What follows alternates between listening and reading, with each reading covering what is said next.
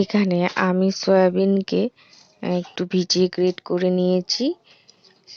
করে পরিমাণ মতো নুন হলুদ দিয়ে কাঁচা লঙ্কা ধনেপাতা পেঁয়াজ দিয়ে দিয়েছি। তারপর সুজি দিচ্ছি। সুজি দিলে মানে একটু ফুলে ওঠে তার জন্য।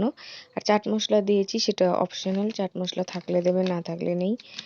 আর তারপর জিরের গুঁড়োও দিতে পারেন, লাল মরিচের গুঁড়োও দিতে পারেন, সেটা যার যার স্বাদ অনুযায়ী।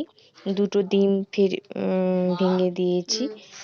তারপর বেসন দিলে দিতে পারেন, চালের গুঁড়ো দিলে একটু মচমচে হয়, ভালো লাগে খেতে, যার যেমন ইচ্ছে।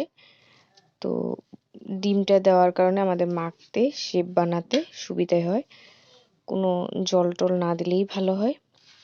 জল ছাড়াই করেছি। তারপর যার যেমন সুবিধা হয় সেইভাবে শেপ বানিয়ে গরম তেলে ডুবা তেলে ভেজে নিয়ে পুদিনার চাটনি, সস, টক দইয়ের সাথে ভীষণ ভালো লাগে খেতে। আপনারা বাড়িতে বানিয়ে করে দেখতে পারেন। ধন্যবাদ।